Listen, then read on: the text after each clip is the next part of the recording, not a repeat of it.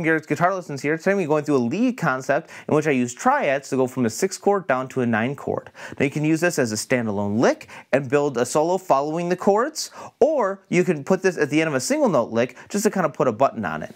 Now I'm going to be going through it in 3 shapes, our E shape, A shape, and C shape, and I'm going to be following a couple chords, the same 1, 4, 5 chords of a blues in E.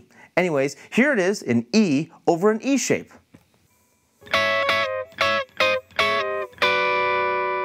So I'm envisioning my E shape on the 12th fret on the 6th string right here. Now the 6th note is going to look just like a D minor shaped chord right here. But again, this is a triad, and since I'm envisioning it over here, it's almost like this triad right here, but adding our 6th note into it. Now I'm going to start here. I'm going to go back a half step. This isn't anything more but just a chromatic movement down, so just kind of a nice way to kind of get into it. Go back to the original 6, back to the chromatic one, and now go back 2 frets. So this is where that 9th chord comes in. So it's 6, twice, back 1 half step, 6, back 1 half step, then kind of follow chromatically down until we get to that 9 right there.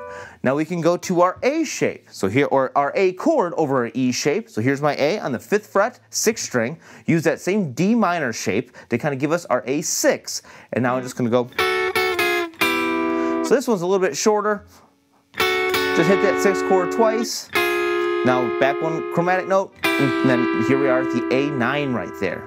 Now we can analyze these notes, and what we'll find is that on the 6th chord, we have our root, our 3rd, like I said, just kind of like this bottom part of our E shape right there, adding, instead of our 5th, we're going to use our 6th right there. When we go back a little bit, here's our 5th, flat 7, and 9 right there.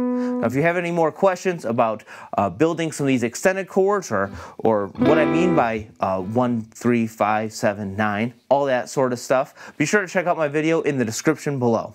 Anyways, here it is over B. So here I'm thinking about my B on the 7th fret right there, and again, I'm using that D minor shape with my first finger on that root. I'm going twice right there. This is a chromatic movement, so 6, 6, chromatic, 9 right there. Excellent. Here they are through all 3 chords right there.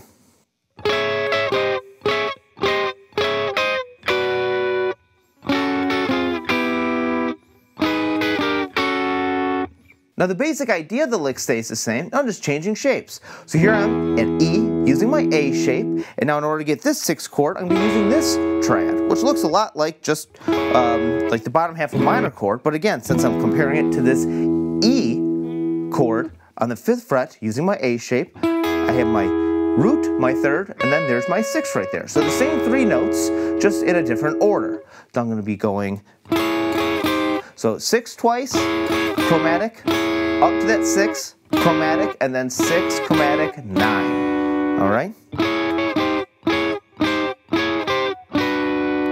Since everything's on the same fret, we can use any finger. I just use my 3rd as it's closest to what I play for an A shape right there. We can use our 1st finger, 2nd finger, pinky, any finger you'd like. Now for A,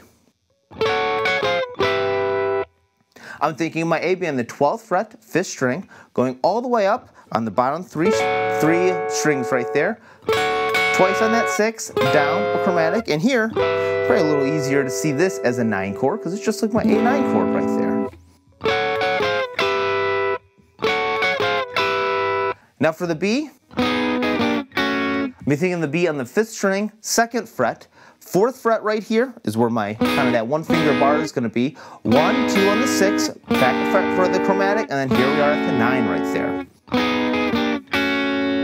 So lastly, for my C shape, I'm going to be going to E. Here's my pinky on the 7th fret, 5th string, and I'm using the bottom 2 strings of that C shape right there. 1st finger on the 4th fret, 1st string, 2nd finger on the 5th fret, 2nd string, my 3rd finger on the 6th fret, 3rd string, 6 twice, chromatic, back 1 fret, back to the 6, chromatic, 6, chromatic, 9 right there. Excellent.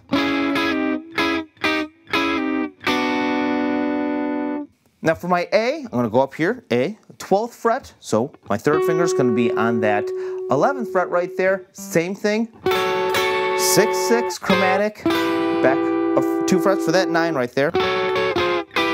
Now for my B, I'm going to be thinking my pinky all the way up here on the 14th fret, 5th string, and With these, I'm going to be going 6 root first finger. So there's a couple ways to envision these. You could think about it as 1 fret before my 5th string root, or you can think about it as your 2nd string root right there.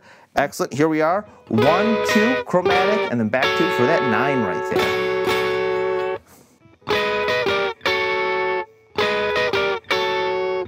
Now for my intro example, I did everything close by. So I used it, my E as an E shape right here, my A as an A shape, and then my B as a C shape.